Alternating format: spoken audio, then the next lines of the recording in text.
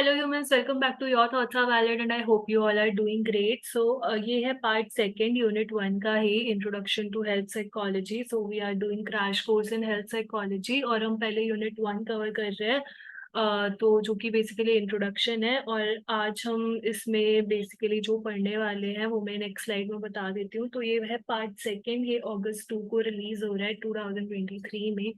सो अगर आपको कोई भी डाउट हो वीडियो को एंड तक देखने के बाद, you can definitely ask me in the comment section. So let's सी आज हम क्या कवर करने वाले हैं पार्ट टू में।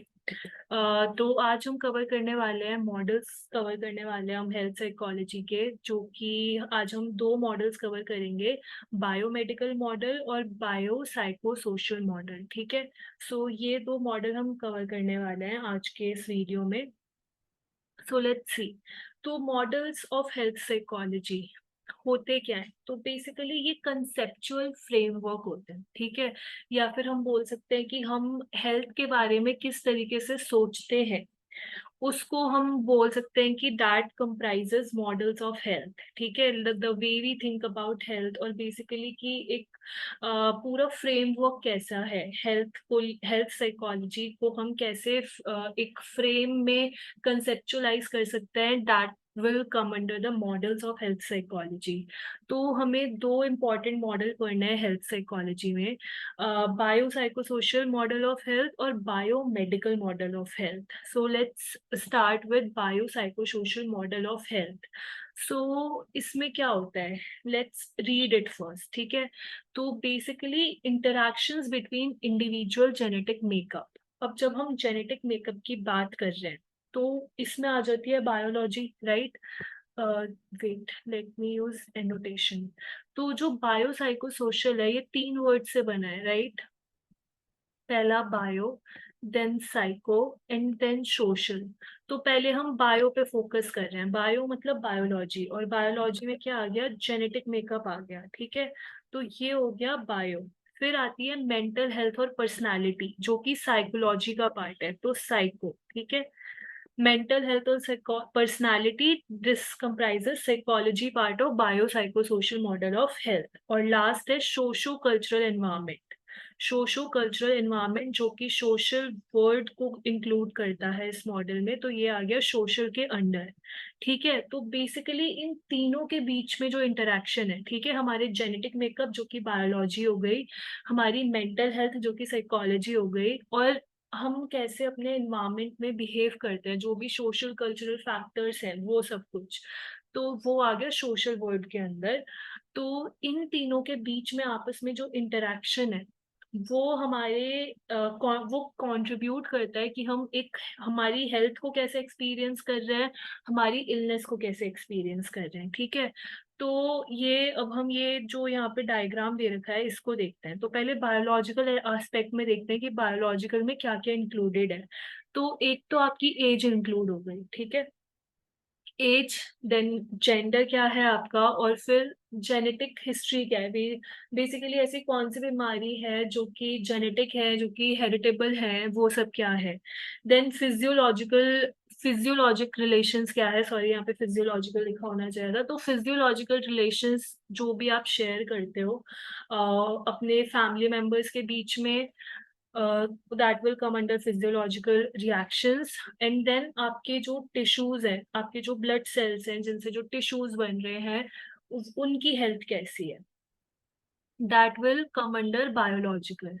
देन आ जाते हैं साइकोलॉजिकल। साइकोलॉजिकल में क्या क्या इंक्लूडेड है, एक तो हमारी मेंटल हेल्थ, दूसरी हमारी इमोशनल हेल्थ, और फिर हमारे जो बिलीव्स और हमारी एक्सपेक्टेशंस हैं जिनको हम पर्सनालिटी बोल सकते हैं, दैट विल कंप्राइज साइकोलॉजिकल। और फिर सोशोलॉजिकल, इसमें क्या है, हमारी इंटरपर्सनल रिलेशनशिप कैसी है हमारे दोस्तों के साथ, रिलेटिव्स के साथ, पेरेंट्स, फैमिली सबके साथ, फिर हमारा सोशल सपोर्ट कितना मिलता है हमें, और फिर सोशो इकोनॉमिक्स क्या है, बेसिकली इकोनॉमिक स्टेटस क्या है, that all come under sociological. ठीक है, अब इन तीनों का जो इंटरेक्शन है, that comprises bio psycho social model of health. So I hope यहाँ तक सब क्लियर है। मैं आगे एग्जाम्पल देके समझाऊंगी कि कैसे, बट फिलहाल आई होप यहाँ तक सब क्लियर है। So let's see, let's move on to the next slide. तो हम पहले इसकी हिस्ट्री समझ लेते हैं कि ये किसने दी थी ये थ्योरी। तो ये थ्योरी किसने दी थी? जो साइकियाट्रिस्ट थे, George L angel. George L angel, उन्होंने ये थ्योरी दी थी और ये एक साइकियाट्रिस्ट थे। इनके अकॉर्डिंग जो क्लिनिशियंस होते हैं उनको साइमल्टेनियसली अटेंड करना चाहिए इन तीनों नीड्स को एक इंडिविजुअल की, स्पेशली जब वो किसी इलनेस को ट्रीट कर रहे हैं। ठीक है, तो उनको तीनों एस्पेक्ट्स दिमाग में रखने चाहिए कि बायोलॉजिकल एस्पेक्ट क्या है, साइकोलॉजिकल क्या है और सोशल डायमेंशंस क्या है। लेटर ऑन जो थियोडोर मिलियन थे, जो थियोडोर थियोडोर मिलन थे, उन्होंने एक्सटेंसिव रिसर्च की थी बायोसाइकोसोशल मॉडल पे और एक सिस्टमैटिक अप्रोच डेवलप किया था क्या करने के लिए, क्लिनिकल प्रेजेंटेशन समझने के लिए, जो कि बहुत सारी treatment settings, basically hospital settings में जो हमें मिलता है, उसका एक सिस्टमैटिक अप्रोच डेवलप किया था। जो भी हॉस्पिटल सेटिंग्स में जो भी एक क्लिनिकल प्रेजेंटेशन होती है एक पर्टिकुलर इंडिविजुअल की, उसको उस पूरे फ्रेमवर्क को एक साइंटिफिक अप्रोच देना, बायो साइकोसोशल मॉडल से इंस्पायर होके उसको यूज करके, ये थियोडोर मिलन ने किया था। आई होप यहाँ तक सब क्लियर है। ये बायो साइकोसोशल मॉडल जो थ्योरी थी, ये दी थी जॉर्ज एल एंजल ने, बट थियोडोर मिलन ने इसको आगे बढ़ाया था और उन्होंने सिस्टमैटिक अप्रोच दिया था। Then let's move on. तो हम पढ़ते हैं पहले बायोलॉजिकल इन्फ्लुएंसेस क्या होते हैं हेल्थ पे। ठीक है, तो जो बायोलॉजिकल इन्फ्लुएंसेस होते हैं हमारी मेंटल हेल्थ पे या हमारी मेंटल इलनेस पे, वो बहुत वेरी करते हैं। ठीक है, इसमें जेनेटिक्स इंक्लूड होता है। तो हम जब हम पढ़ते, like if you have read DSM 5 या फिर ICD, you must have read in that कि कॉजेज में जेनेटिक सबसे ऊपर होता है। जेनेटिक हर एक जो भी साइकोलॉजिकल बीमारी होती है, most of the mental disorders, उसमें जेनेटिक्स एक फैक्टर होता ही होता है। Like if depression runs in your family, it is most likely कि you will suffer from depression too, और you are more prone to develop depression, या फिर बाइपोलर, या फिर बहुत सारे मेंटल डिसऑर्डर्स ऐसे होते हैं जिन जो हेरिटेबल होते हैं। तो इसमें जेनेटिक्स इंक्लूड होती है। हमारी मेंटल हेल्थ और हमारी मेंटल इलनेस जो वेरी करती है, उसमें जेनेटिक्स इंक्लूड होती है। इन्फेक्शंस इंक्लूड होते हैं, जो फिजिकल ट्रॉमा होता है वो भी इंक्लूड होता है। ठीक है, लाइक इन्फेक्शंस, सपोज अब घर में इन्फेक्शन है, तो इन्फेक्शन वी नो कि वो बहुत जल्दी फैलता है इधर से उधर, तो एक इंसान से दूसरे इंसान को बहुत जल्दी इन्फेक्शन होने के चांसेस रहते हैं। सो दैट्स वाई जब हम बायोलॉजिकल इन्फ्लुएंस पढ़ रहे हैं हेल्थ पे, तो उसमें इन्फेक्शन भी इंक्लूडेड है। फिजिकल ट्रॉमा इसलिए इंक्लूडेड है, लाइक यू नो, सपोज कोई एक न्यूक्लियर वॉर हुआ और उसमें जो पॉपुलेशन अफेक्ट हुई, वो जो भी वो ट्रोमैटिक सिचुएशन जो भी थी, अब उसका जो असर है वो बच्चे पे पेट में ही पड़ा। लाइक जब वो पैदा भी नहीं हुआ था, या फिर इनफैक्ट अगर पैदा हो भी गया था, तो उनके मेंटल हेल्थ पे बहुत असर करता है, या फिर उनको कोई फिजिकल डिफॉर्मिटी हो जाती है। तो that's why physical trauma is also a part. Then nutrition is another main aspect, जो बायोलॉजी के अंदर ही इंक्लूडेड होता है। लाइक हमारे अंदर अगर न्यूट्रिशन की कमी है, तो there are so many diseases related to that. जैसे अगर हम जैसे माल न्यूट्रिशन ही होता है, तो उसकी वजह से बहुत सारे हमें सिंड्रोम्स डेवलप हो जाते हैं। So nutrition is another aspect. Other than that हमारे हॉर्मोन्स अफेक्ट करते हैं हमारी मेंटल हेल्थ को भी, फिजिकल हेल्थ को भी। जैसे कि अगर हाइपरथायरॉयडिज्म है या हाइपोथायरॉयडिज्म है, तो उससे हमें ओवरवेट, अंडरवेट होने के चांसेस रहते हैं। और अगर हमें लाइक जैसे अगर मैं थायराइड की बात कर रही हूँ, तो वो हमारी मेंटल हेल्थ पे भी असर डालता है। उसके बहुत सारे सिम्टम्स डिप्रेशन से रेजोनेट करते हैं। तो हॉर्मोन्स अलग हो गए, and then toxins are also there. So all these factors ये बायोलॉजिकल इन्फ्लुएंस के अंडर काउंट करते हैं जब भी हम मेंटल हेल्थ या मेंटल इलनेस की बात कर रहे हैं। ठीक है, अह, जैसे कि अगर एक मोनोजाइगोटिक ट्विन को अगर सिज्जोफ्रेनिया हो गया है, तो 60% चांस होती है कि जो को ट्विन है उसको भी सिज्जोफ्रेनिया हो जाएगा। और जो प्रिवेलेंस होता है जनरल पॉपुलेशन में, जो भी प्रिवेलेंस चल रहा है, जो जितनी भी रिसर्च स्टडीज हुई है, उसके अकॉर्डिंग ये क्लियर है कि जो जेनेटिक फैक्टर्स हैं वो बहुत ही इंपॉर्टेंट रोल प्ले करते हैं एक डिसऑर्डर के डेवलपमेंट में, ठीक है। Then let's come on to psychological factors. तो जो साइकोलॉजिकल कंपोनेंट होता है वो पोटेंशियल साइकोलॉजिकल एक्सप्लेनेशंस ढूंढता है। लाइक सपोज आपको कोई इलनेस हो गई, ठीक है, कोई हेल्थ प्रॉब्लम हो गई, तो उसके लिए साइकोलॉजिकल कंपोनेंट जो होता है बायोसाइकोसोशल मॉडल का, वो पोटेंशियल साइकोलॉजिकल एक्सप्लेनेशन ढूंढता है कि क्यों हुई है प्रॉब्लम। जैसे कि सेल्फ कंट्रोल की लैक, जैसे कि you don't have self control, so you are over consuming alcohol, और you are over doing, basically you smoke a lot और एनी सच थिंग। या फिर कोई इमोशनल टर्मोइल है, लाइक कुछ ट्रोमैटिक इंसिडेंट हुआ जिसके बाद आपने ये सब शुरू कर दिया, या फिर नेगेटिव थिंकिंग, लाइक तो कोर बिलीफ सी बहुत ज्यादा नेगेटिव है। तो ये सब कुछ कैसे एक हेल्थ प्रॉब्लम डेवलप करने में एक रोल प्ले करता है, ये साइकोलॉजिकल कंपोनेंट का फोकस होता है इस मॉडल के। जैसे कि जो डिप्रेशन है वो खुद से लिवर प्रॉब्लम कॉज नहीं करता, बट जो एक इंसान होता है जिसको डिप्रेशन होता है, वो बहुत ज्यादा चांसेस हैं कि वो अल्कोहल बहुत ज्यादा कंज्यूम करने लगेगा, जिसकी वजह से आप उसको लिवर इशू हो सकता है। और इस वजह से जब इतना ज्यादा कोई अल्कोहल कंज्यूम कर लेगा तो उसका लिवर डैमेज होने के चांसेस रहते हैं बहुत ज्यादा। सो अब हम आ जाते हैं सोशल फैक्टर्स पे। जो सोशल और कल्चरल फैक्टर्स होते हैं उनको बेसिकली कंसेप्चुलाइज किया जाता है एक पर्टिकुलर सेट की तरह स्ट्रेसफुल इवेंट्स के, जैसे कि being laid off is an example है, जिसको कि हम बोल सकते हैं कि ये डिफरेंशियली इम्पैक्ट करता है हेल्थ को। और ये डिपेंड करता है इंडिविजुअल पे और उसके सोशल कॉन्टेक्स्ट पे, उसकी अपब्रिंगिंग पे। जैसे कि मेंटल डिसऑर्डर्स में, जैसे हम एग्जाम्पल के लिए लेते हैं एनोरेक्सिया नर्वोसा, जो कि एक डिसऑर्डर है जिसमें एक्सेसिव या पर्पसफुल वेट लॉस कर इंसान करने लगता है। इनफैक्ट जब उसको ये भी पता होता है कि उसका वेट बहुत कम है, बट उसकी लाइक उसके थॉट्स ही ऐसे हो जाते हैं कि वो और खाना खा ही नहीं पाता।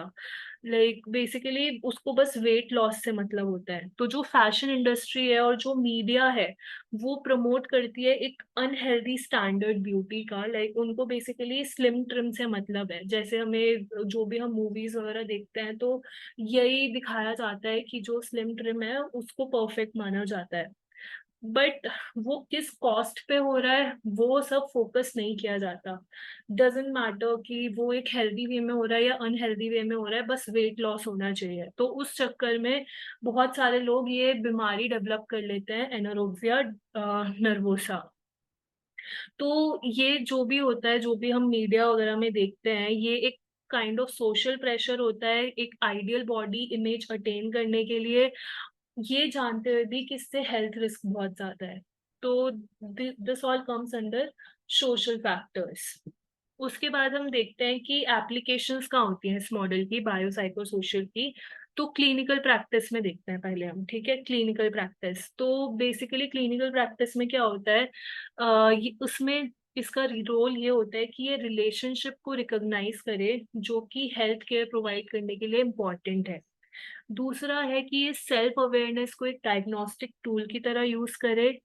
तीसरा है कि ये पेशेंट की हिस्ट्री, लाइफ सर्कमस्टांसेस को ध्यान में रख के एलिसिट करे, ठीक है। बेसिकली पेशेंट की क्या हिस्ट्री रही है, उसकी अपब्रिंगिंग कैसी रही है एंड एवरीथिंग, उसके बाद वो किसी एक कंक्लूजन पर पहुंचे और डिसाइड करें कि कौन से एस्पेक्ट्स बायोलॉजिकल, साइकोलॉजिकल या सोशल डोमेन्स के सबसे ज़्यादा इम्पॉर्टेंट हैं पेशेंट की हेल्थ को समझने के लिए, और एक पूरा मल्टी डायमेंशनल ट्रीटमेंट ऑफर करें, प्रोवाइड करें। बेसिकली जो तीनों चीज़ों पे फोकस कर रहा है, बायोलॉजिकल भी कि बायोलॉजिकली कैसे हेल्दी रहा जा सकता है, जेनेटिक है तो बात अलग है, बट अब न्यूट्रिशन या हॉर्मोन्स कंट्रोल करने के लिए क्या किया जा सकता है, उसके लिए मेडिसिन आती है, एक्सरसाइजेस रिकमेंड करते हैं डॉक्टर्स। तो बायोलॉजिकल में वो एस्पेक्ट हो गया।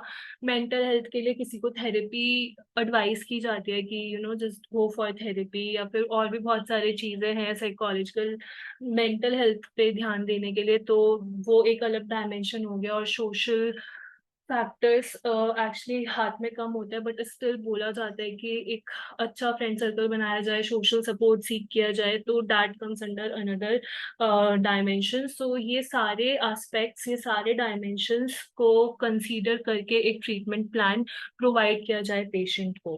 फिर हम देखते हैं हेल्थ में, तो हेल्थ प्रमोशन जो होता है वो उसको एड्रेस करना चाहिए तीनों फैक्टर्स को। जैसे कि एक growing body of empirical literature हमें सजेस्ट करती है कि जो कॉम्बिनेशन होता है हेल्थ स्टेटस का, कि करंट हेल्थ स्टेटस क्या है, हेल्थ के बारे में उस इंसान के परसेप्शन क्या है, और सोशो कल्चरल बैरियर्स क्या है, लाइक जिस सोसाइटी में वो रह रहा है उसके आसपास ऐसे कौन से बैरियर्स हैं जिससे वो हेल्थ केयर को एक्सेस नहीं कर सकता। और ये सब जो चीजें होती है ये इन्फ्लुएंस करती है एक पेशेंट को कि वो ये सारे एस्पेक्ट्स मिलके, सारे डायमेंशंस मिलके इम्पैक्ट करते हैं कि एक पेशेंट हेल्थ प्रमोटिंग बिहेवियर में एंगेज होगा या बेसिकली अनहेल्दी बिहेवियर्स में इंडल्ज होगा। जैसे कि वो मेडिकेशन प्रॉपर ले रहा है या नहीं, या प्रॉपर डाइट या न्यूट्रिशन है या नहीं, या फिर वो ज्यादा सिडेंट्री लाइफस्टाइल तो नहीं है, all those come under health. Then medicine देखते हैं, तो ये जो एक तरीका होता है माइंड और बॉडी देखने का एक पेशेंट की, दो अलग अलग तरीके से, जो कि बेसिकली है दो डायमेंशन माइंड और बॉडी, बट इतने ज्यादा इंटरलिंक्ड है कि दोनों एक दूसरे को बहुत ज्यादा अफेक्ट करते हैं। लाइक अगर माइंड ठीक नहीं है तो बॉडी ठीक नहीं रहेगी, बॉडी ठीक नहीं है तो माइंड ठीक नहीं रहेगा। जो इंटरव्यू प्रोसेस होती है वो एनकरेज करनी चाहिए पेशेंट को कि वो पूरी इंफॉर्मेशन दे। अगर फिजिकल सिम्टम्स के बारे में नहीं भी दे पा रहा तो एटलीस्ट वो सिम्टम्स उसको रियल लाइफ में कैसे इम्पैक्ट कर रहे हैं उस बारे में नॉलेज दे, उस बारे में वो डिस्कस करे। So these are some of the applications of biopsychosocial model. इसके बाद हम एडवांटेजेस और डिसएडवांटेजेस देख लेते हैं इस मॉडल की। So first let's look at the advantages. तो ये बहुत पेशेंट सेंट्रिक है, लाइक पेशेंट की पूरी हेल्थ पे फोकस किया जा रहा है, उसके सारे जितने भी लाइफ के डायमेंशंस है सब पे फोकस किया जा रहा है, बायोलॉजिकल, साइकोलॉजिकल, सोशल। और दूसरी एडवांटेज है, ये जो मॉडल है ये सजेस्ट करता है कि आप हेल्दी बनो। तीनों कंपोनेंट्स, आप हेल्दी तभी बन सकते हो जब आप तीनों कंपोनेंट्स पे ध्यान दो लाइफ के। ये सजेस्ट करता है कि हम सिम्टम्स के कॉज पे ध्यान दें, सिम्टम्स से ज्यादा वो सिम्टम्स क्यों आ रहे हैं उसके कॉज पे ध्यान दें, और बेसिकली पूरे वेलबींग पे फोकस करें। फोर्थ है कि ये हेल्प करता है डॉट्स को कनेक्ट करने में हेल्थ केयर और नॉन हेल्थ केयर प्रैक्टिसेस के बीच में। और बेसिकली ये एक पर्टिकुलर इंडिविजुअल के लिए टेलर्ड है। डिसएडवांटेजेस में क्या होता है, पहला देखते हैं कि जो प्रोपोनेंट्स होते हैं ट्रेडिशनल फिलोसफीज के जो कि हेल्थ केयर को लेके हैं, इसको हम बोल सकते हैं कि ये फ्लॉड है। आउटसेट से जो भी इसका स्ट्रक्चर है वो थोड़ा फ्लॉड है। ये जो है ये थोड़ा कंफ्यूज करता है इक्वालिटी प्रोवाइड करने के टर्म्स में, या फिर हम बोल सकते हैं कि जो हेल्थ केयर की इक्विटी होती है उसको अगर हम देखें, उसको अगर हम कंसीडर करें तो उसमें थोड़ा कंफ्यूजिंग है। ये क्लियर नहीं है या कंसिस्टेंट नहीं है ये डिटरमाइन करने में कि कौन सा कंपोनेंट ज्यादा इम्पोर्टेंट है। लाइक हर पेशेंट के लिए हर कंपोनेंट अलग अलग है। लाइक किसी के लिए हो सकता है कि उसका माइंड उसकी बॉडी को अफेक्ट कर रहा है, किसी के लिए हो सकता है कि उसका बॉडी उसकी माइंड को अफेक्ट कर रही है। तो बेसिकली ये कुछ एक क्लियर विजन नहीं देता कि कौन सी चीज ज्यादा इम्पोर्टेंट है। बाकी चौथा जो डिसएडवांटेज है वो ये है कि जो इंक्लूजन है सोशल मैटर का, उसका मतलब होता है कि बहुत सारे वेरिएबल्स हैं, बहुत ज्यादा ही वेरिएबल्स हैं। और जब इतने ज्यादा वेरिएबल्स होते हैं तो वो बेसिकली हम किसी भी चीज को सर्टेनली नहीं बोल सकते। व्हेन वी नो कि इतने सारे वेरिएबल्स हैं एक चीज को लेके, then you can not be sure कि कौन सा वेरिएबल इम्पैक्ट कर रहा है। और जो नोशन है ये वाला बायोसाइकोसोशल मॉडल का, ये स्टिग्मा थोड़ा इंक्रीज कर देता है, या फिर हम बोल सकते हैं ऐसे जो इश्यूज होते हैं इनको स्टीरियोटाइप कर देता है। So these are some of the disadvantages. Now let's see कि हम बायोसाइकोसोशल मॉडल को क्लिनिकल प्रैक्टिस में कैसे अप्लाई करते हैं। या कर सकते हैं। तो बेसिकली पहले तो हमें रिलेशनशिप्स रिकॉग्नाइज करनी होती है जो कि हेल्थ केयर प्रोवाइड करने के लिए इम्पॉर्टेंट होती है। बाकी सेल्फ अवेयरनेस को डायग्नोस्टिक टूल की तरह यूज करना, बाकी पेशेंट की हिस्ट्री देखना, उसके लाइफ सर्कमस्टेंसेस के कॉन्टेक्स्ट में डिसाइड करना कि कौन सा एस्पेक्ट बायोलॉजिकल, साइकोलॉजिकल या सोशल डोमेन का ज्यादा इम्पोर्टेंट है एक पर्टिकुलर पेशेंट की हेल्थ को जब हम देख रहे हैं, और एक मल्टी डायमेंशनल ट्रीटमेंट प्रोवाइड करना। तो ये हम यहाँ पे पढ़ चुके हैं, तो इसलिए मैं ये दोबारा से डिटेल में नहीं समझा रही हूँ। अब आ जाता है दूसरे मॉडल पे, जो कि है biomedical model of health. Okay, तो ये किस पे फोकस करता है? ये फिजिकल या बायोलॉजिकल जो एस्पेक्ट्स होते हैं डिसीज के और इलनेस के, उस पे फोकस करता है। ठीक है, ये एक मेडिकल मॉडल है केयर करने का, जो कि डॉक्टर्स प्रैक्टिस करते हैं या हेल्थ प्रोफेशनल्स प्रैक्टिस करते हैं। और ये किससे एसोसिएटेड है? पहले बीमारी को डायग्नोस करा जाए, फिर उसका क्योर पता लगाया जाए, और उसके बाद उसका ट्रीटमेंट किया जाए। तो हम देखते हैं कि ये किस पे फोकस करता है। तो ये फिजिकल या बायोलॉजिकल एस्पेक्ट्स पे फोकस करता है। तो अगेन इसमें हमें पहले डायग्नोस करना है, फिर क्योर ढूंढना है, फिर ट्रीटमेंट करना है। और ये बहुत सारे सालों से इवॉल्व हो रहा है, जिससे इसमें इसकी वजह से बहुत मेडिकल साइंस में बहुत सारे इम्प्रूवमेंट आए हैं, टेक्नोलॉजी में भी आए हैं, क्योर और ट्रीटमेंट में भी बहुत सारे बहुत ज़्यादा इवॉल्व हुआ है इस मॉडल की वजह से। और वैक्सीनेशंस और इम्यूनाइजेशन ये सब भी इम्प्रूव हुआ है इस मॉडल की वजह से। उसके बाद हम देखते हैं जो एम्फेसिस होता है डायग्नोस करने में, ट्रीट करने में इंडिविजुअल्स को सेपरेटली फ्रॉम देयर लाइफस्टाइल और लिविंग कंडीशन। तो बेसिकली ये मेजरली बायोलॉजिकल या फिजिकल चीज लाइक एस्पेक्ट पे ज्यादा ध्यान देता है, इंस्टेड की जो पेशेंट है उसका लाइफस्टाइल क्या है या उसकी लिविंग कंडीशन क्या है, इसको सेपरेट रख के ये जो मॉडल है ये इलनेस पे पूरा फोकस करता है। डिसेबिलिटी या जो भी डिसेबिलिटी है या जो भी हेल्थ प्रॉब्लम है इंसान को, उस पे ज्यादा फोकस करता है। और जो रीजंस होते हैं इलनेस के, मतलब बेसिकली इलनेस किस वजह से हुई, ये इस पे इतना फोकस नहीं करता। इसका पूरा फोकस डायग्नोसिस, क्योर और ट्रीटमेंट पे होता है। फिर हम देखते हैं कि ये जो होता है ये इसका क्या होता है कि जो लोग होते हैं वो पहले इसी हेल्थ केयर सिस्टम के बारे में सोचते हैं। Like you have hardly like आपको कोई लाइक फॉर एग्जांपल आपको सर दर्द हुआ, तो इट्स नॉट लाइक कि you are going to find the reason कि क्यों हुआ, you will just take the medicine for it. तो लोगों का यही बायोमेडिकल मॉडल ऑफ हेल्थ जो है, यही पहला अप्रोच होता है किसी भी इलनेस से डील करने का। ये जो गवर्नमेंट हेल्थ केयर फंडिंग जो जो health care funding government provide करती है, उसका मेजॉरिटी इसी मॉडल को डेडिकेटेड होता है, 90% से ज्यादा। डॉक्टर्स और जो हॉस्पिटल्स होते हैं वो मेडिसिन या हेल्थ का रियल फोकस होते हैं, और जो एक्सपेक्टेशन होती है डॉक्टर से वो ये होती है कि वो कंडीशन को बस फिक्स कर दे, और पेशेंट जो है वो एक पैसिव रोल ले ले। बेसिकली डॉक्टर का एक्टिव रोल होता है पेशेंट को कुछ नहीं करना। बायोमेडिकल अप्रोच क्या है? तो डायग्नोसिस क्या है कि पहले पता लगाना कि जो सिम्टम्स हैं वो किस डिसीज के हैं या इलनेस के हैं। अब ये डॉक्टर ऑब्जर्व करेगा, सिम्टम्स के थ्रू टेस्ट रन करवाएगा, चाहे फिर वो एक्सरे हो, स्कैन हो, ब्लड टेस्ट हो, और फिर इंटरवेंशन, फिर जो भी एक्शन लेना है हेल्थ को इम्प्रूव करने के लिए। अब चाहे फिर वो मेडिकल ट्रीटमेंट से हो या फिर पेशेंट को हॉस्पिटलाइज करना पड़े या प्रिस्क्रिप्शन देना पड़े या सर्जरी हो, अब वो डिपेंड करता है कि कौन सी बीमारी है। फिर हम इस मॉडल के भी एडवांटेजेस और डिसएडवांटेजेस पढ़ लेते हैं। तो पहले एडवांटेजेस देखते हैं। तो बेसिकली इस मॉडल की वजह से टेक्नोलॉजी में और रिसर्च में बहुत एडवांसमेंट आया है, बिकॉज इट्स लाइक कि सारा जो रोल है वो डॉक्टर्स प्ले कर रहे हैं। तो डॉक्टर्स को देखना है कि वो कैसे इम्प्रूव कर सकते हैं पेशेंट की हेल्थ, और उस चक्कर में टेक्नोलॉजी बेटर की गई, रिसर्च बेटर की गई। इसको हम बोल सकते हैं कि ये सक्सेसफुल होता है किसी इंसान की गुड हेल्थ को वापस लाने में, वो भी एक क्विक वे में।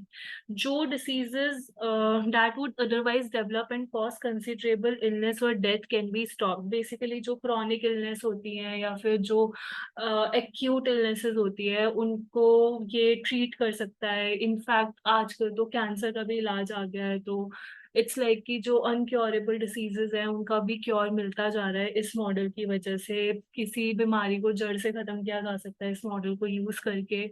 और ये लाइफ एक्सपेक्टेंसी को बढ़ा देता है। लाइक हम जानते हैं कि आज किसी का हार्ट हार्ट में अगर कोई प्रॉब्लम है तो पेस मेकर हम यूज कर सकते हैं। तो इट्स लाइक टेक्नोलॉजी में एडवांसमेंट आया है और अब उसकी लाइफ एक्सपेक्टेंसी बढ़ गई है। हर तरीके का इम्प्लांट आ गया है, लिवर इम्प्लांट, किडनी इम्प्लांट। तो बहुत सारी टेक्नोलॉजी में एडवांसमेंट हुई है और फिर इससे लाइफ की क्वालिटी भी बदल जाती है। Like if you have a pacemaker in your heart, आपको कोई हार्ट डिसीज होने के चांसेस नहीं रहते उसके बाद। तो बेसिकली लाइफ की क्वालिटी इंप्रूव हो जाती है। और इस मॉडल ऑफ हेल्थ के बिना कोई हमें बहुत कम नॉलेज होती कि कैसे एक पर्टिकुलर इलनेस को या डिसीज को ट्रीट करना है। इसके डिसएडवांटेजेस क्या है? पहला है कि ये प्रोफेशनल हेल्थ वर्कर्स पे कम्प्लीटली रिलाई करती है और टेक्नोलॉजी पे कम्प्लीटली रिलाई करती है, इसलिए ये कॉस्टली होती है। अब ये जितने भी ट्रीटमेंट है, इम्प्लांट वगैरह, सर्जरी वगैरह, ये बहुत ज़्यादा एक्सपेंसिव होते हैं। जो प्रोफेशनल्स होते हैं इतनी ज्यादा स्पेशलाइज्ड नॉलेज के साथ, उनको ट्रेन करना भी बहुत एक्सपेंसिव होता है। कि एक मेडिकल बेसिकली एक डॉक्टर बनने के लिए आपको कितना पढ़ना पड़ता है, कितना ज्यादा अमाउंट स्पेंड करनी पड़ती है। जो टेक्नोलॉजी इक्विपमेंट और टेक्नोलॉजिकल डेवलपमेंट्स हैं सभी एक्सपेंसिव है। रिसर्च करने में भी बहुत पैसे लगते हैं। तो कोई एडवांसमेंट हो रहा है तो उसके पीछे बहुत पैसा खर्च हुआ है। और ये गुड हेल्थ को प्रमोट नहीं करता। जैसे कि बायो साइकोसोशल मॉडल जो था वो बोल रहा था कि आपको जो पेशेंट है उसको भी अपना ध्यान रखना पड़ेगा, अपनी सराउंडिंग का, अपनी मेंटल हेल्थ का, हर चीज का। और इसमें इस मॉडल में क्या है, सारा रोल ही डॉक्टर का होता है। इसमें क्या होता है, जो फोकस होता है वो कंडीशन पे होता है, ना कि उसके कॉजेस पे। ठीक है कि चलो हो गया, अब इसको ठीक कैसे करना है, ना कि इस पे कि क्यों हुआ। और हर कंडीशन, अभी भी ऐसी बहुत सी बीमारियां हैं जिनका कोई इलाज नहीं है। तो दैट इज अनदर डिसएडवांटेज। और बाकी जितनी भी, लाइक सारी कंट्रीज अफोर्ड नहीं कर सकती मेडिकल टेक्नोलॉजी या रिसोर्सेज जो कि बायोमेडिकल मॉडल ऑफ हेल्थ का पार्ट है। तो ये एक इम्पॉर्टेंट फैक्टर है जिसकी वजह से हेल्थ स्टेटस में जो डिफरेंसेस, बेसिकली ये डिफरेंसेस क्रिएट कर देता है लोगों के बीच में when it comes to health status. तो इट्स लाइक दैट, लाइक बहुत सारी कंट्रीज बहुत पुअर है तो वो ना तो रिसर्च में पैसा खर्च कर सकती है ना टेक्नोलॉजी में। तो फिर उन वहाँ पे एक डिफरेंस क्रिएट हो जाता है लोगों के बीच में। So these are some of the disadvantages. So I hope this video is clear. Both the models are clear to you now, biopsychosocial and biomedical both. And that is it for today's video. If you have any doubt, please do ask me in the comment section. Thank you so much for watching the video. I will see you all in the next video.